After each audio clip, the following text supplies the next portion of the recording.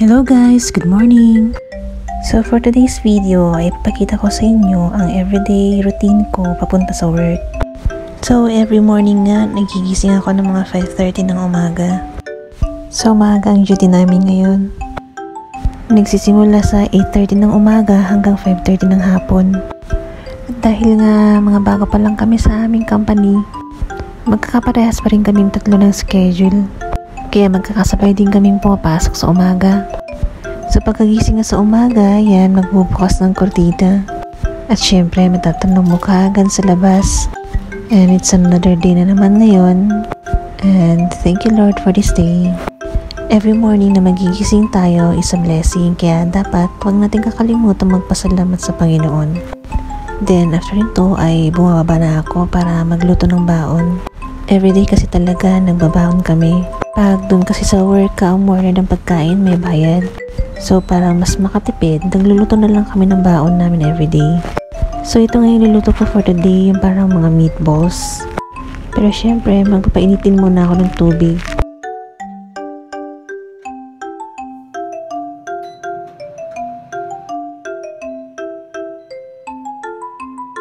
Then saka ako magluluto ng meatballs na baon namin ngayon.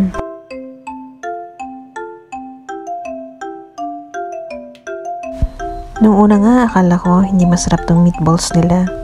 Pero masarap din pala.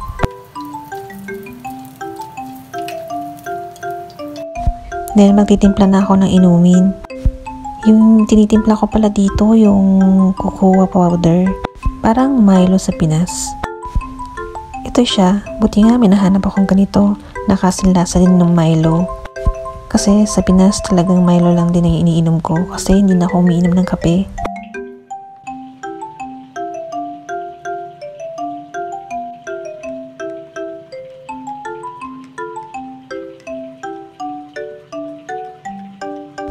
Tapos sinahaluan ko siya ng gatas. Mas masarap kasi yung lasa pag may halong gatas.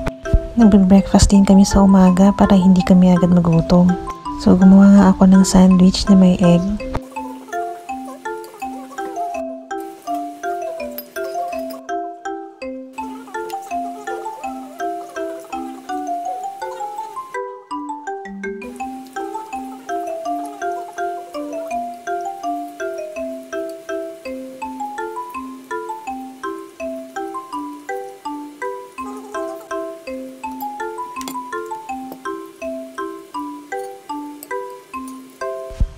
Tapos after kumain, mag-toothbrush na.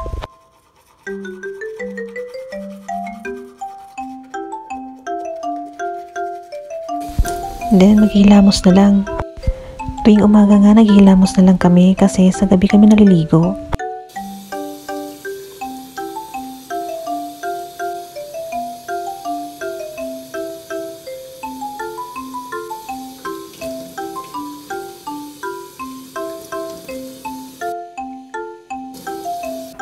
Sakto ang mga 8, umalis na kami.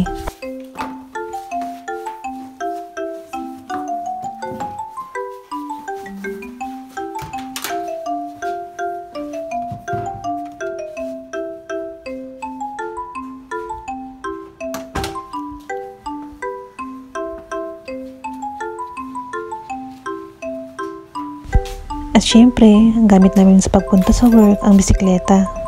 Mga 10 minutes ngayong layo ng bahay namin hanggang doon sa work namin. Ang mga bike pala dito guys, may mga susi. Parang ito din yung nagsisilbing lock ng mga bike. Then ito na nga, paalis na kami guys.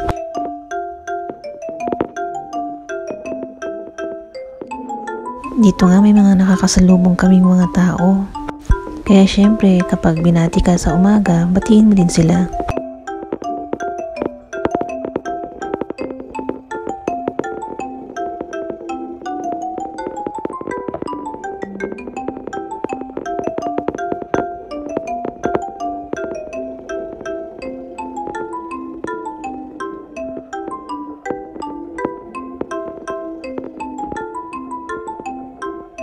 Yan, so nakarating na din kami sa work namin. So yung malaking building na yan at saka yung katabi din niya, ito na medyo maliit din.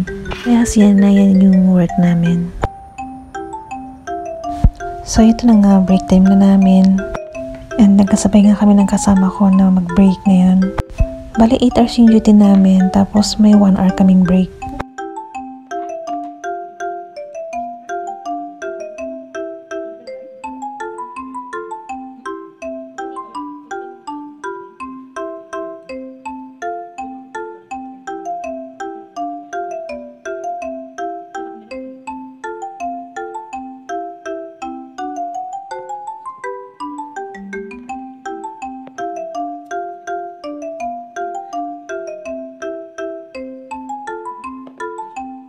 After lang kumain, may konti pa kaming pahinga, kaya yung time na yon nagpapahinga muna kami.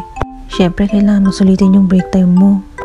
Naisipan nga namin ng kasama ko na bumili sa vending machine. Kasi kahit dito sa loob ng work namin guys, may mga vending machine. Meron nga ibang mga matatanda, bumibili din sa vending machine.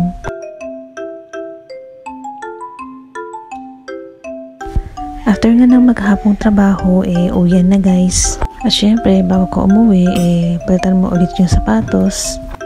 Kasi iba yung sapatos mo dito sa loob at iba din yung gamit mo na sapatos sa labas.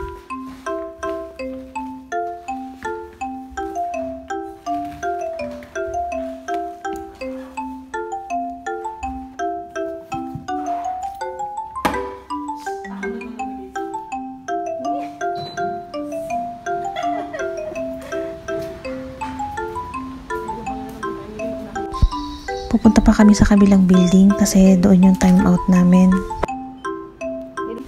Syempre, pagpasok mo, iba na naman yung gagamitin mo na pampasok na tsinelas.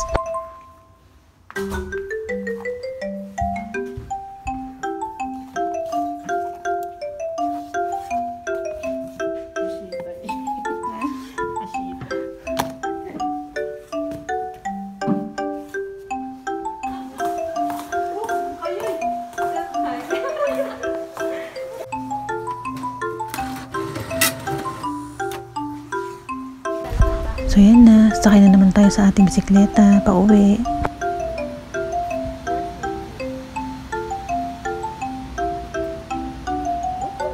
Pagdating nga dito sa bahay, kumakain agad kami kasi may mga gutom na mga person. Minsan nga, dumadaan na talaga kami sa convenience store para bumili ng makakain. Para pagdating dito sa bahay, kakain agad kami. Ito nga yung binili namin ngayon, vegetable salad. Saka bumili din kami ng cutlet na pritong chicken. Ang sarap ito guys kasi ang juicy. Nilalagyan din namin yung salad ng QP. Ito na yung bago naming favorite ngayon. Then after na nga kumain ay maliligo. Tapos mag-toothbrush. Siyempre, hindi natin makakalimutan uminom ng mga vitamins. Kailangan dapat laging malakas yung katawan natin kasi yung katawan na ang puhunan natin sa pagtatrabaho. Tapos mag-aaral ng konti kasi kahit na nag-umpisa na sa trabaho, dapat tuloy-tuloy pa rin yung pag-aaral.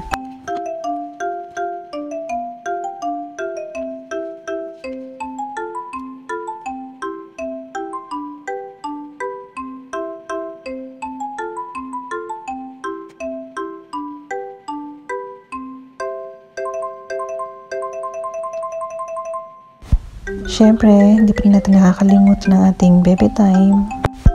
At sa family din, sa anak ko.